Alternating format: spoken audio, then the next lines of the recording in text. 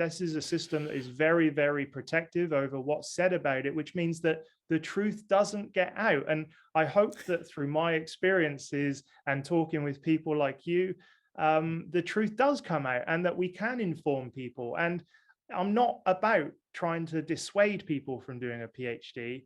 It's about just giving them the tools to make sure that they are going into it with their eyes wide open, because I think most people don't have that level of knowledge when entering a PhD.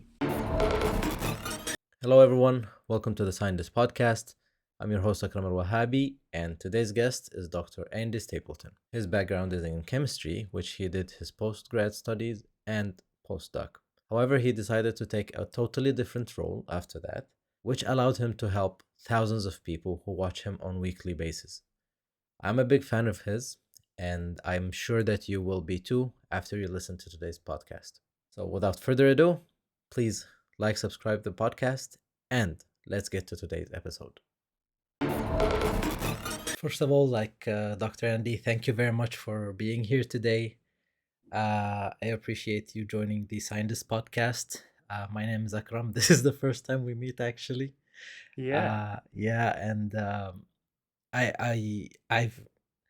I don't know much about you, but at least I watch your YouTube videos. I know they're a ton of fun and they're very educational, especially for somebody interested in the academic world. So, for somebody who's listening to us for the first time, would you introduce yourself to us? In short sentences, how would you introduce yourself? Yeah, sure, no worries. So first of all, thanks so much for reaching out and having me on on your podcast. It's so awesome now to get to speak to people.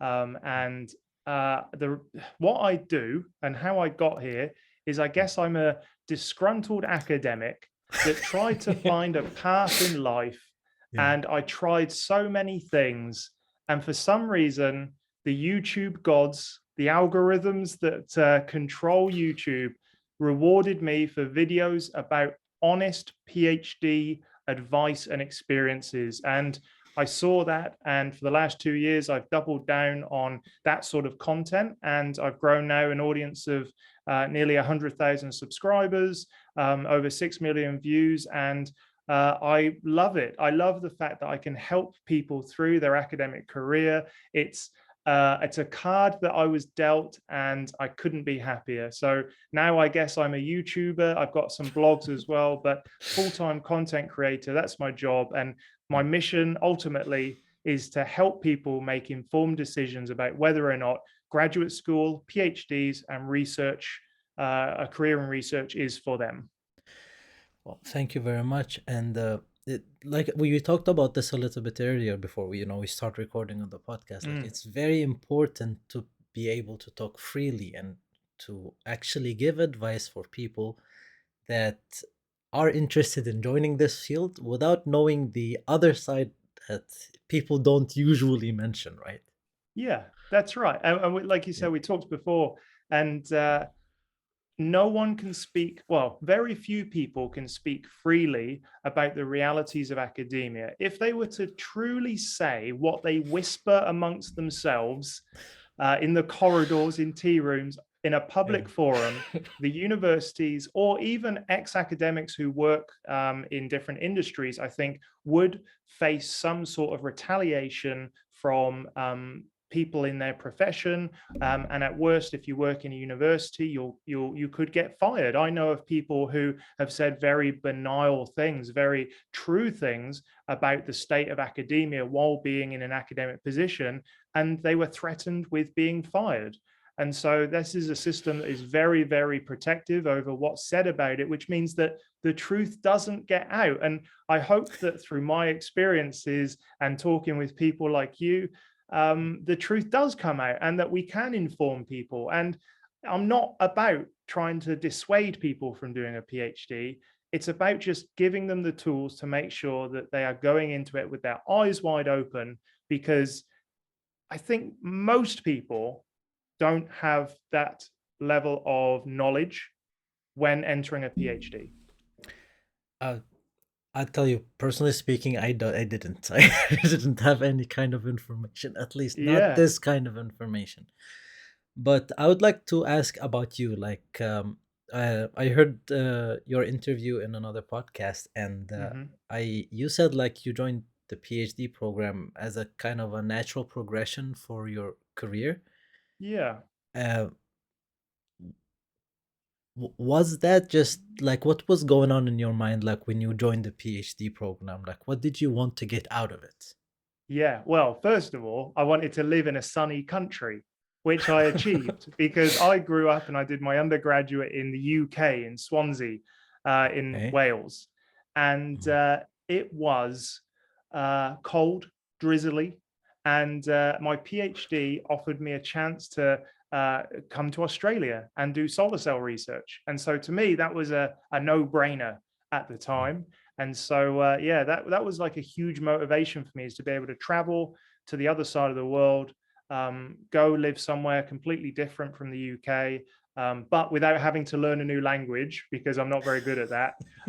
But Yeah. yeah, that was kind of a big motivation, is to change my lifestyle, but also from a kind of career perspective. I just thought that a PhD would open up more doors, which is not necessarily true. But I just was told, like, oh, do as much education as you can. And then, more doors will open and more opportunities will show themselves. And I don't know if that's Which is particularly not true. necessarily the case, right? No, but Yeah. no one informed me otherwise. So I was just under this assumption from wherever I got it, that if I just go the furthest I could with education, I'd earn more money, I'd be more valuable to people. And I remember once someone said, oh, if you get a degree in chemistry or a PhD in chemistry, you'll be able to dictate your wage. And I was like, wow, yes, I want that's that. I want that. And this was information that Yeah. apparently they just made up. So Yeah. yeah, I thought I was doing It all doesn't of the really go right that way, things. right? It doesn't go that way. No, Yeah. definitely not. And so I thought I was just doing all of the right things, for my career and for the lifestyle that I wanted to lead in the country that I wanted to live in. And yeah, that's why I kind of stumbled into it, I think. You know what you said, like you wanted to live in a sunny country. That Yeah. reminds me of me also. Like I have very similar reasons to joining the PhD, and I was living back in Yemen, and I needed, first of all, I was working as a dentist and as an oral surgeon, and I wanted a change of pace. Like Okay. I was tired, so I was like research would be fun. I Hmm. thought it was gonna be, a lot of fun and just, it is fun, but it's not that kind of fun that I imagined, like there's a Yeah. lot of pressure, with publishing and getting results, and like I did not know about all of that. Mm. Another Mm. reason to it is I wanted to actually move to another part of the world. I just felt stuck back at home and I wanted to leave. So I'm Yeah. glad that I was not the only one thinking this way. When you said it, I was like, yeah, somebody also thinks this way, not just doing a PhD to change, countries. Yeah, yeah. And like I was Yeah. offered by the University of Newcastle, where I did my PhD, like if I got a good grade in my undergraduate, they would give me a scholarship. They would give me, international fee waivers, because international students are notoriously sort of rinsed for their money if they go abroad to study. So Mhm. yeah, so I was just like, this is just everything. Tick, tick, tick. So where did Mhm. you end up? Where are you now? In Japan. I'm in Oh, Japan now. wicked. See, I had to learn a new language though. Yeah. That, So, yeah. Well, yeah. yeah, you do. Well, so English is obviously like is that M- your academic language, so to Yeah, speak? it's my second language. Yeah.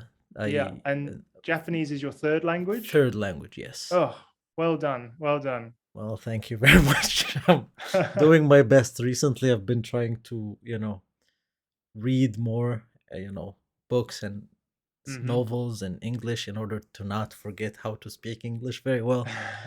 Because, it's not my mother tongue. So I, Yeah, I tend to forget how to say stuff. yeah, absolutely. Well, you're doing a great job. Well done. Well, thank you Better than very my much. Japanese. well, well, you're welcome to visit here now. They opened the borders, so if you have time, visit Japan. I'd love to. I'll let you know when I'm next over. Definitely. So, so going back before we digress. Uh, do you think that many people actually join academia for the wrong reasons? Like mm, proceed to do their PhDs for, unattainable. I think we talked about this a little bit, like we had different expectations, but do you think that's the mm. case for most of people, or is just like for the few I'd people like that to are, yeah. Yeah. I'd like to think that it's changing. I'd like to Mhm, think that through the internet, through the sort of access to more information, that more people have the knowledge to not do a PhD for the wrong reasons. mhm, However, I think that the academic system is kind of designed and it's been sort of like molded by the fact that it relies on people not really knowing what they want to do outside of academia. And therefore, you end up with this. When I've talked about it in my videos a fair bit, but this path of least resistance. And so, you do your undergraduate and you're like, oh, I don't want to do any of the jobs that are out there. They look a bit boring. So I'll do a master's. Oh, okay, at the end of the masters, oh, and someone dangles some research money in front of you, and you're like, oh, okay, well, now I get paid to be at university. Wow, now this one makes sense. And I think that path of least resistance can be the wrong choice for many people because they've not thought about it. They've just mm, stumbled into it. And then what happens, I think, is you get to the end of a PhD after all the hard work and troubles that you have to go through and the sacrifices you need to make, and you're not rewarded by your expectations of what the returns would be. And therefore, you end up with loads of really disgruntled people. And I think that doesn't have to be the case. You can get to an end of a PhD, but you've got to have the right expectations. You've got to understand that it isn't a ticket to academia. It isn't a ticket to a high paying role necessarily, that you still have to sort of like transition to industry or another career that you like. And I think there is a way to balance really happy PhD graduates with, with them actually sort of doing a PhD. And I think at the mm. moment, you get loads of people go through, they're disgruntled, and that's why we've got this kind of perception that it's not worth it. But there's loads of people that get into it for the wrong reasons. They're going to be unhappy at the end. And I hope that now we're changing, that people are doing it for the right reasons, that they're doing it for either career progression within a career that requires a PhD for you to access higher pay levels, which is then an immediate return on your investment, or they're doing it with the knowledge that they will not end up in academia and therefore are happy to leave at the end. So, yeah, I think hopefully it's changing, but there are many people that follow the path of least resistance and end up being very unhappy at the end. Well, it's kind of a general perception, and correct me if I'm wrong, but a Mm. person pursuing PhD is kind of expected to continue in academia, right? That's the narrative, I think, that has been very sort of ingrained in a PhD student, Right? is that if you are doing a PhD, that the expectation is that you will have all of the skills necessary to enter an academic career, which is true if there was enough spaces. If professors were coming out the other end, dying earlier, or I don't wish that on anyone, obviously, but if that was the case, or if people retired earlier, there'd be more spaces for these young whippersnapper sort of PhD students. Mm. Um, and so, yeah, like I forget what your exact question was because I've gone off on a tangent in my own mind. But No, no, it's fine. essentially, I I think that hopefully answers your Yeah, question. actually, like this, I was trying to reach this point, which the academic, institution right now, like institutions Mm, right now, and academia is designed in a way with a professor on top, a few hmm associates, and then a few assistants, and then postdocs, right? hmm And this kind of pyramid, do you think it's really working? Like I don't think it's working, for at least not for the people who are joining academia, like, and promised a life of fun research and mm. funding and Look, positions.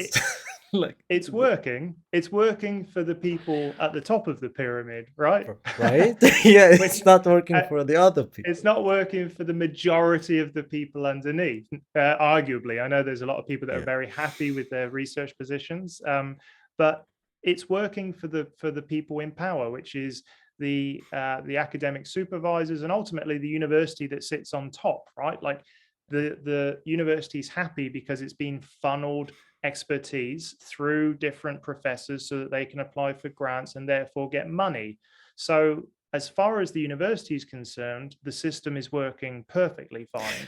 Um, and unfortunately, it accepts there's a lot of collateral, like academic collateral, that is sort of like the brunt of it is towards the universities, sorry, the PhD students and the postdocs that end up being on these perpetual postdoc treadmills. So, you know, unfortunately, until we start talking about these issues, that pyramid structure isn't really going to change.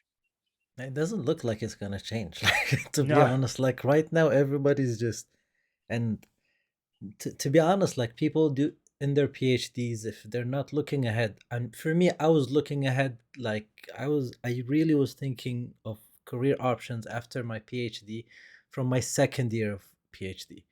Okay. And even though I did that, I still found it very difficult to, actually find a job. And I had Mm. to do a year of postdoc before actually finding a job.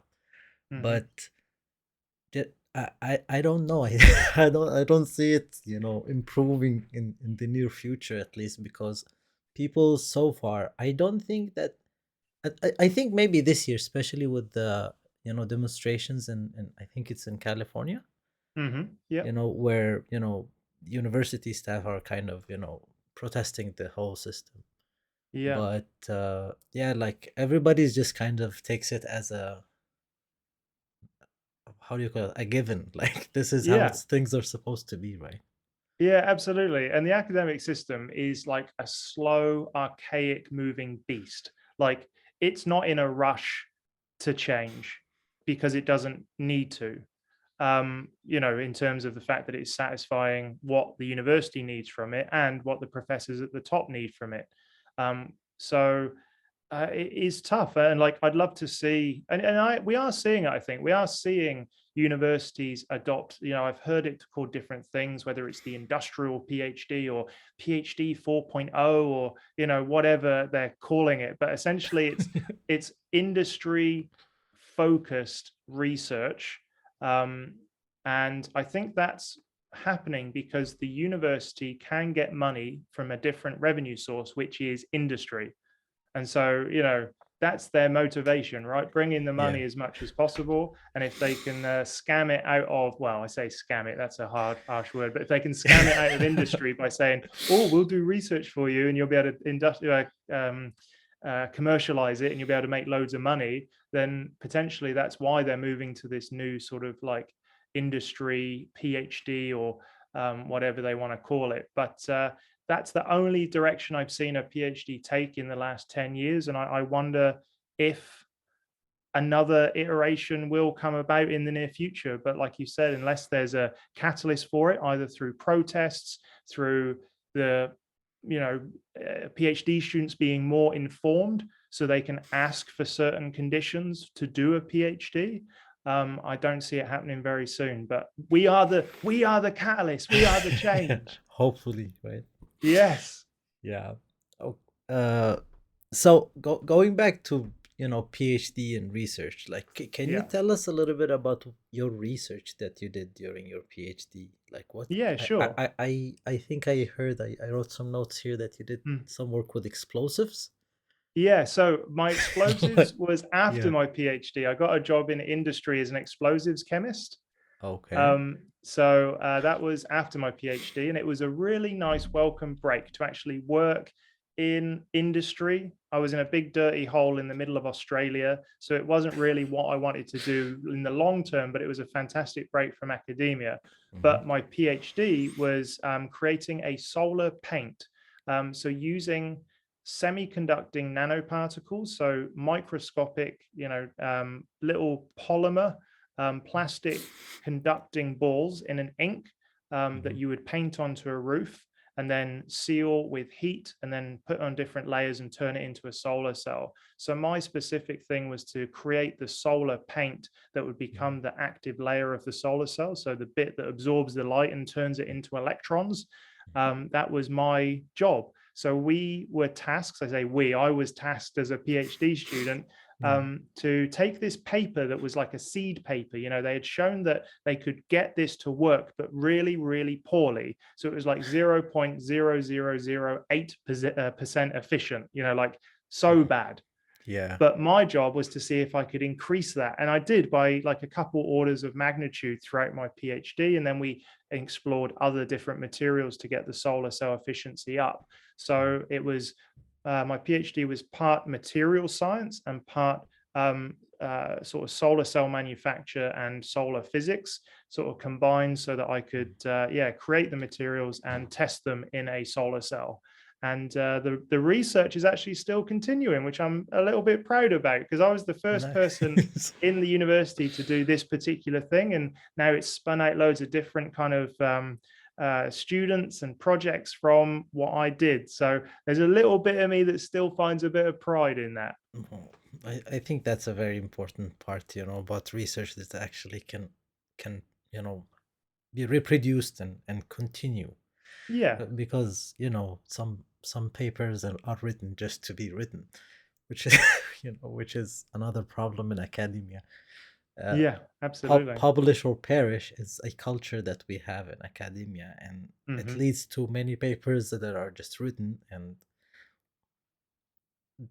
they don't write clearly that this is probably non-reproducible, right? That's right.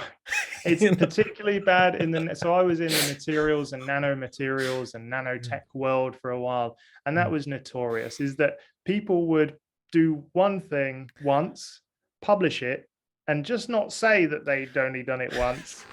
But if they did say they'd only done it once, it wouldn't pass peer review. So they kind of kept that bit a little bit secret. Mm, And yeah, it's just one of those things. It's not until you actually go to reproduce these articles and these research sort of like steps that you realize that they're not working at all. And I think if we were to go through all of the nanotech world, there would be a huge amount that would be not reproducible because for some reason on that day, the wind was blowing the right way. The lab was the perfect temperature. They sneezed into the right pot at the right time and it worked. yeah, and it worked. Well, that's one way to think of it. Another way is that I'm gonna tell you a story. Like I'm supposed to interviewing you, but sorry, like No, forgive me please. for I this. want to hear your story. Yeah, a friend of mine that was doing a PhD, right? He was Hmm. asked by his department to reproduce a paper that, that they got and that they wanted to, you know, do further experimenting on. Yeah. He kept on trying to do it with animal models for almost a year, Oh, yeah. and it won't work. Yeah. It's just like there was no way. I'm not gonna get into any details, but there is no way that the the experiment was, you know, done in the way that was written in the paper. Yeah. And this is obviously fraud, but it's also in like it is something that you would face in academia too, right? Absolutely. I think so. Yeah. I think you always have Yeah. to read a paper, especially one that has got big claims with a Mm, particularly skeptical eye. mm. And there must be loads of people just like your friend who have done exactly that. And the question is, where do you go? Do you waste a couple of years trying to say that this is a stupid paper that should be redacted? Or do you just ignore it and carry on? And that's the easier option. So there's loads of papers out there, I'm sure, that have actually tried to be reproduced, but no one says anything about it because that But doesn't get funding.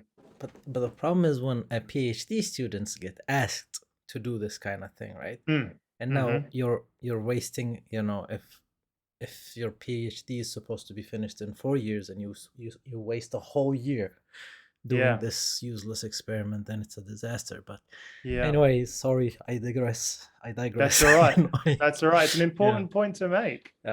So, uh, going back to your research, right? Yes. So, uh, the applications of your research, obviously, like you said, like they continued the research, and there are Hmm. different projects that are done with it. However, like they were not really related to your job in the industry. So how did Mm. that turn out? Like how did you the application of your research, were they related to the work that you did in the industry? Yeah, so there is a connection. So Mm, during my PhD, when I was making the solar paint, I was using different kind of mini emulsion and colloidal science techniques. So I was creating an emulsion of plastic particles in water with surfactants. And so that same process is actually used to make what they call high internal phase explosives. So instead of making a solar paint, the mm, similar kind of, stirring and oil and water with some stabilizing agents and surfactants can be used to make emulsion explosives. And so that was the connection. So I okay. had the skills on the Yeah, nano side, like yeah. nanotechnology side. And when I Mm, went for the interview, I actually had a quick, about the day before or so, before the interview, I read up on how you make emulsion explosives. And I sat down with one of the lecturers at Newcastle Uni, and she talked me through everything about emulsion explosives from a colloidal and surface science perspective. So I went in all mm. guns blazing because I was like, I've got this and I know all the terms. And I think that's why I got the job, is because I had a 5 minute conversation and I was able to use the right terms, and they Mm. were like, "Oh, this guy knows what he's talking about," and I had no idea, but I got in anyway. I mean, you definitely had have a good idea about it, but uh, how can I say, so it's very important, like when a person applies for an industry position, like you said, Hmm. like to have at least a good background about to check what do they need in the Yeah, industry post, right? And then try yeah, to kind of make it relatable with the skills that you learned in your research, right? yes, Okay, so sorry. that's So right. it looks like it was an exciting job for you, like to, to work with the explosives in mid Australia, or like how do you feel about that kind of job? Yeah, it was a really sort of interesting job that was nothing to do with my actual PhD. And I think for that, it was valuable to me. After spending 3 years doing something, a very narrow project with a very specific outcome, it was just really nice to do something that was science based, research based, that was out in the world. I was going into the field every day. I got my shot firer's license so I could set up explosives and push the button and do the countdown and all of the fun stuff. And that was really great. And I think, touching on your point where you said about transitioning to industry, I Mm, really feel like a lot of PhD students don't understand how their skills translate, and also how they can, and I use this word in the nicest way possible, how they can trick employers into giving them a job.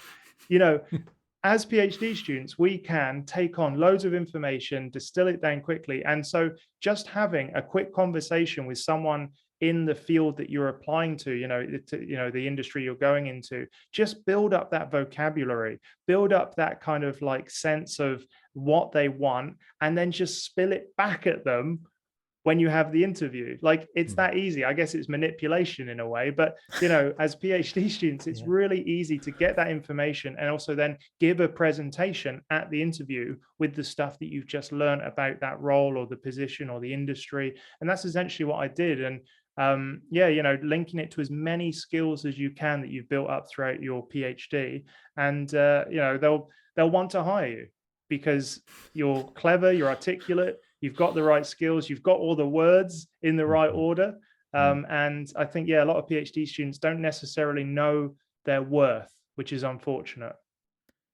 I believe the same thing too. I see that many PhD students, and it's, I think, a part of imposter syndrome. And this is a Mm, question that I want to ask you about, but a little bit later. hmm. Well, like you said, like there are transferable skills that you can learn during your PhD that can be applied in different industries afterwards, whether it's directly Yeah. related to your research or not. In your opinion, what are the most important transferable skills that PhD students in general have? All right. That's great. I think I think that this is going to be maybe a little bit of a hot take, but I think the most important one Yeah. is your emotional, like, quotient, your EQ, right? Mm. As a PhD student, you manage in the industry speak multiple stakeholders, right? Throughout Yeah. your career. You've got Yeah. your supervisor, the department, the people you work with, collaborators, industry bodies, whoever it is. But I feel like being able to navigate that complex environment is one of the biggest skills that PhD students can bring and they don't recognize. Even if you're working on your own, some people get in contact with me and say, well, I work in history and I'm just sort of like in the books, but you're not. You're speaking to your supervisors, you're giving presentations to your department, you're speaking to people in your field, you're arguing with people all the time, hopefully. These are valuable relationships that help you navigate the emotional and sort of like interpersonal world in any job. Mm. And beyond that, I think that the next sort of like most important skill is the ability to run independent thought experiments. Like, it's just so great. I think a PhD trains you to take on all this information and then run these little thought experiments where you're like, if I did this, would that happen? If I did this, would that happen? It's kind of like ultimate problem solving skills. And Yeah. then, you come up with your best guess and you give it a go. And so that is applicable to almost any field, to any industry. Um, and I feel like the third one is probably communication skills. We talked about EQ, and I think communication skills go hand in hand, Mm. where you've got great writing skills. Quite often, even if people don't like to, they have presented a lot to different people. And Mm. so that is just like the perfect little bundle for any sort of like knowledge based job. So Right. yeah, those are Right. the three biggest sort of like, I think, transferable skills that every PhD student gets. I mean, when people think PhD, they immediately think about, the science and the data and this kind of, knowledge. But Mm, knowledge in the, written kind of meaning, not yeah. the what you talked about. And I think I in my last interview I talked to a doctor also here called Solema. She's Hmm. from Bolivia, and she also touched on this a little bit. The human side, the way you behave and the way you think also is kind of Yeah. a big part of your PhD that also, determines how your PhD will go. And like you said, a part of it is going to be transferable with you to, different kinds of fields that you can apply it, right? Yeah. Absolutely. Absolutely. I completely agree. Yeah. And yeah, it's Mm. something that I think employers are slowly realizing, and hopefully PhDs feel more comfortable to kind of show off in their applications. Yeah, this is a thing that, I think they need to recognize first. And this is where we go back to the imposter syndrome kind of, Hmm. part of, of PhD students, is that I talk to many people and they really don't see how great they are at what they're Yeah. doing, because, Yeah. it's a research that they do every day. They're very used to the terminology, they're used to the information. And then Yeah. when they explain it to somebody, they think it's just, this is a normal thing, and this is the things are going, and, the data, and they Yeah. start speaking, but it's not really, right? Oh, absolutely. Yeah. So Yeah. I what's your advice to dealing with this, imposter syndrome? Look, imposter syndrome is really tough to, I guess, self-diagnose through it's you can't necessarily go, oh, I'm putting myself down or whatever. But I Yeah. think I think that, with imposter syndrome, some of the best things you can do is to speak to other people and realize what you're feeling, they're feeling. Imposter syndrome like thrives on being alone in your own head. But the moment you speak to people, I think there's a nice camaraderie in feeling like, oh, no one knows what they're doing. Like there's something quite nice in that. Yeah. And yeah, speaking to other people, reaching out to any, mental health professionals are just great. And I feel like academia has never been one for touchy-feely subjects, but now I think people are realizing that academia, research, and PhD students can only operate as well as they are feeling. And therefore, by making sure you're the best you can be and you're away from your imposter, or you're dealing with imposter syndrome feelings, or you're dealing with depression, anxiety, whatever it is, that's going to make you and your research much more productive, efficient, better, all of those things. So yeah, imposter syndrome is terrible, but talking about it seems to be the only real way to combat it. Totally. So obviously imposter syndrome and maybe other things too. Uh, what are the difficulties that you see most PhD students, maybe you also during your PhD times, or maybe because now you're talking to a wide variety of people that are also interested in academia. What are the most difficulties that you think that they face? Hmm. I think I mean, it varies from person to person. It really depends on the person's strengths. But I think in general, um, being alone with no structure is probably the hardest thing to get used to, because nothing prepares you for your PhD. You've got undergraduate where you've got exams. And I don't know about you, but by the end of 4 years of exams, I had perfected doing exams. I knew how to cram, I knew how to study, I knew how to spill out the information, and I knew how to sit there for an hour and a half, 2 hours, write out my information, boom, get high grades. I'm a genius, right? You got that Mm, feeling all the way through mm, undergrad. And mm. then one of the most difficult things is then you're posted into a PhD position with a researcher, with a PI that may or may not help you. And then all of a sudden, you're like, oh, what do I do? And they're like, whatever you want. Like Yeah. there's some structure. There could be some structure. I know in Yeah. Australia, it was like you had to do a certain amount of stuff in your first year. And, you had a confirmation talk and all of these different things. So Mm, there is very loosely, 6 monthly or yearly goals. mm. But trying to work out what you actually need to do in research is not something that is explicitly taught. It's a baptism by fire, where it's just like, good luck. And you just Yeah. sort of piece it together as you go. And hopefully that's changing. And maybe universities are providing more support than when I was in academia. But um, yeah, that seems to be the biggest issue about, well, where do I start? What do I do? How do I manage my time? What does a good research and academic outcomes look like? Like, what am I aiming for? All of these questions, I think, are the biggest sort of like barriers to first year PhD students. And then they slowly sort of get used to what's going on. And that's maybe part of what university wants a PhD system to be like. I mean, I think it really depends from country to country on how PhD programs are run. Yeah. I I visited like in Japan, like at least for me and people that I know, it's like you Hmm. said, it's like wide brush strokes Yeah. that you have to figure out yourself.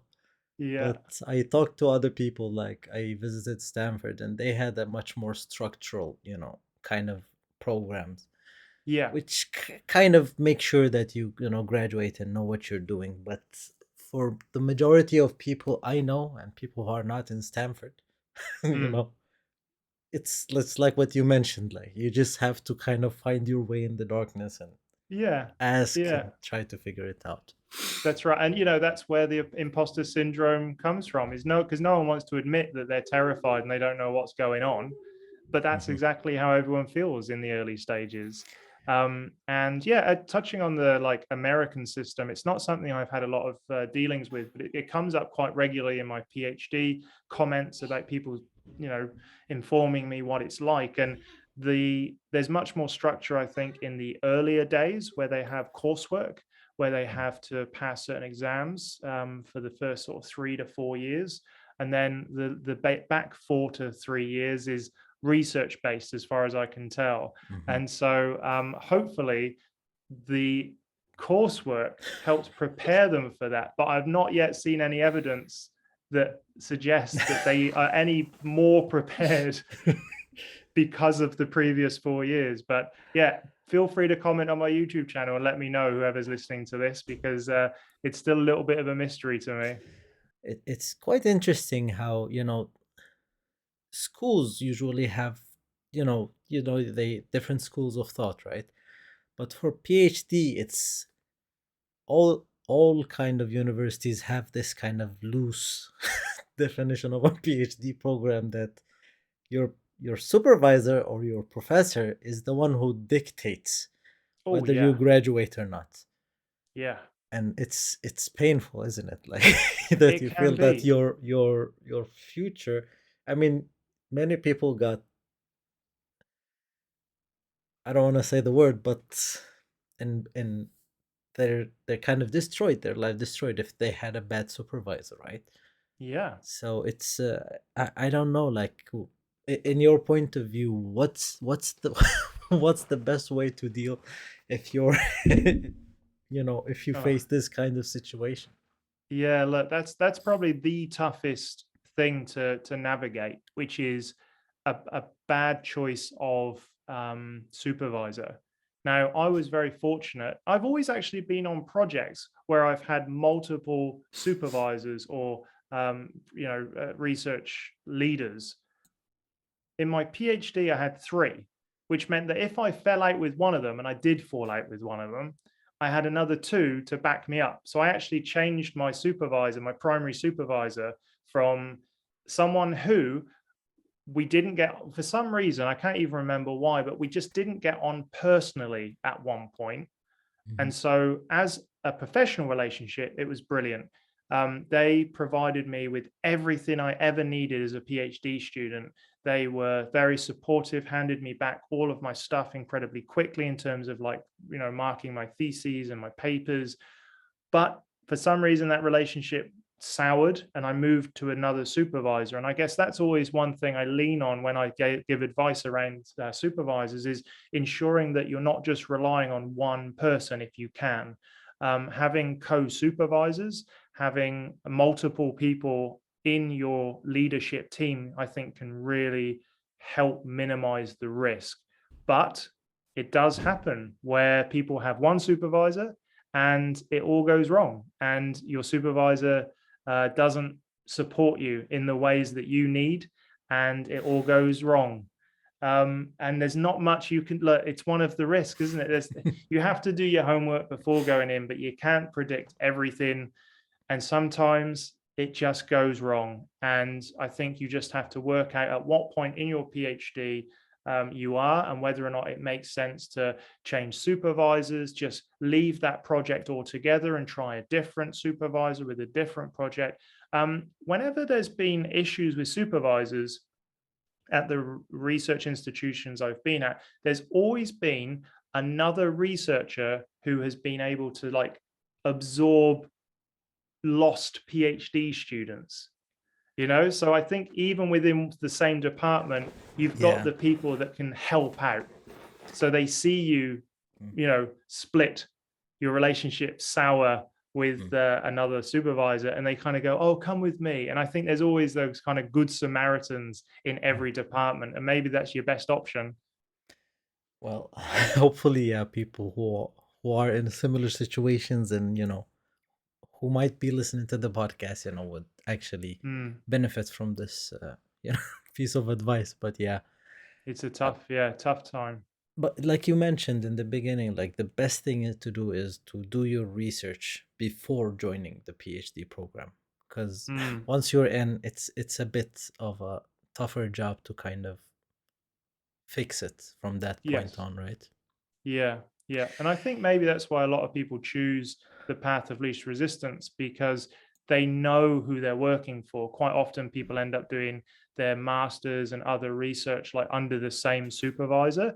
And in that case, a lot of the time, it's better the devil you know. Like, it's not that they're perfect and they're awesome, but at least you know what their faults are and you know how to navigate it, rather than changing your supervisor and dealing with a whole nother range of issues. So Yeah. yeah, it is challenging, and doing your research before joining that research group is pretty much the only weapon you have against any sort of supervisor issues.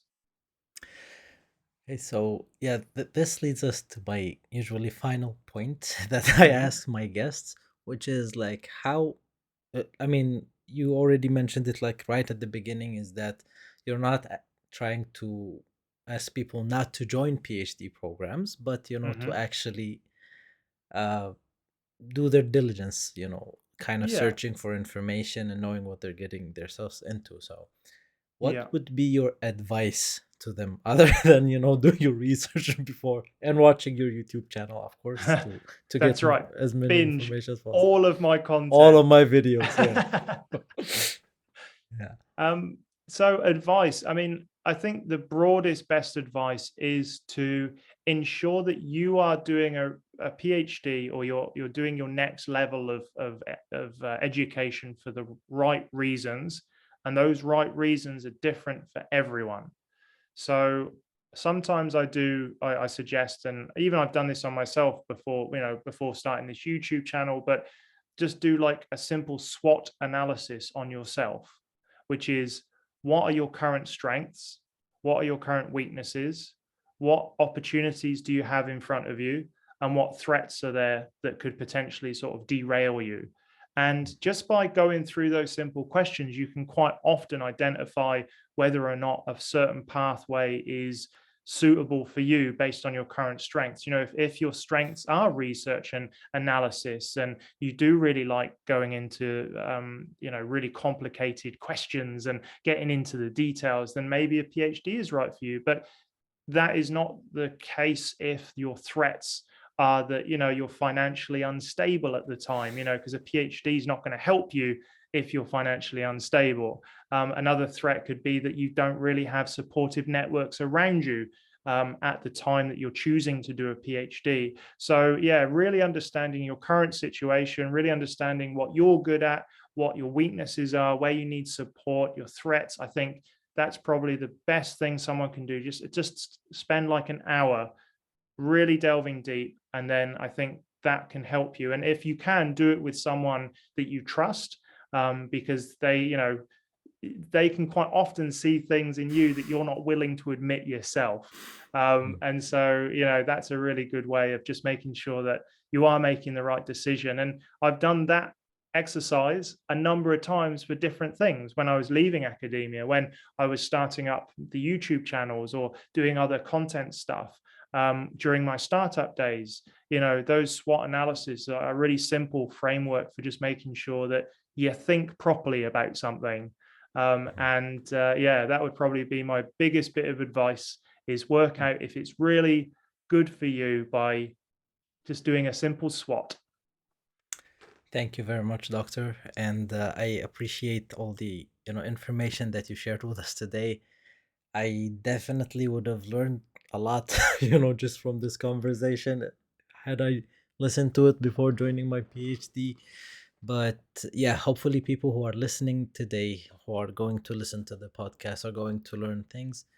Obviously, whoever is listening, please visit Dr. Andy's YouTube. You will find as as many information as you would possibly want to know, and maybe more about life as Hundreds, yeah. hundreds of videos about academia. I didn't even know I could create this many videos about academia. What inspired, like, if I may ask you like one more Of question, like course. what inspired you to start making videos, just Ah, start so talking about this, yeah, it's a good SWOT, right? I did a SWOT analysis. So Mm. long story short is that I had a startup, Mhm. and COVID killed that startup. And so I was left, like, again, be like, what shall I do? So I Mm. did a SWOT analysis. And one of my strengths was public speaking. I always did quite well at presenting, at talking. And that was probably one of the biggest sort of motivators for saying, well, where can I present some stuff? And that was like YouTube. And so I started YouTube about 2.5 Mm, years ago properly. I had a channel for a while, mm, and I was like, okay, I'll try all of these different subjects. And like I said, the YouTube algorithm, the gods of Google gave me mhm, this opportunity, and they just pushed my YouTube PhD content a lot. And mhm, then I'm a big fan of the 80-20 principle, mhm, where you see 80% of your results from 20% of your efforts. And so I always try to identify that 20% that's giving me the biggest return. And at the time, that YouTube channel, or my now YouTube channel, with the PhD content was giving me the biggest return. And so I doubled down and doubled down and double. mm. And that's two and a bit years later, that's where I ended up. And so, yeah, I think that process has helped me. And I think it can help any PhD student as well, even throughout their research. So that's why I've ended up doing what I'm doing. And I love it. I love it so much. I'm glad that you're enjoying doing this. I'm definitely enjoying watching your videos, and I'm pretty sure that, my listeners and hopefully people who are watching this or listening to the podcast are going to subscribe to your, channel and learn, from all the information that you share with us. Obviously, like, you still share things that are very helpful, even, to somebody. I left academia a while ago, but, I watch your videos, and I still learn a whole lot of bunch of things. The softwares that you introduce, these can be used in academia and outside of academia too. So Hmm. for whoever is listening, yeah, definitely check. The YouTube channel is under your name, just Andy Stapleton, right? Andy Stapleton. That's right. Andy Yeah, yeah. Go Stapleton, yeah. check it out. And Yeah. yeah, someone said to me once, like, oh, because I've got a lot of non-academic friends who Mm, sometimes tune in, and they mm. go, "Oh, that advice is actually useful for me as well." And I'm like, "That's brilliant." I was like, they said, "Oh, you should do general advice." I was like, "No, because then I'm a Yeah. self-help person. That's not who I am. Yeah. I'm like a disgruntled academic, and Mm. that's the vibe I want to bring." Well, I'm just happy, that I don't, I actually have no idea how did I step, into your, world and into your YouTube channel, but Mm, I'm just happy that I did. So yeah. yeah, Well, thank you. thanks Yeah. to the algorithms. Yeah, perfect. Thanks. Thanks for the algorithm, and thank you for, for your time today. That's brilliant. Thank you so much for having me. It's been Okay. a pleasure, Akram. And Yeah, yeah, I look forward to speaking to you again in the future. definitely. Thank you very much.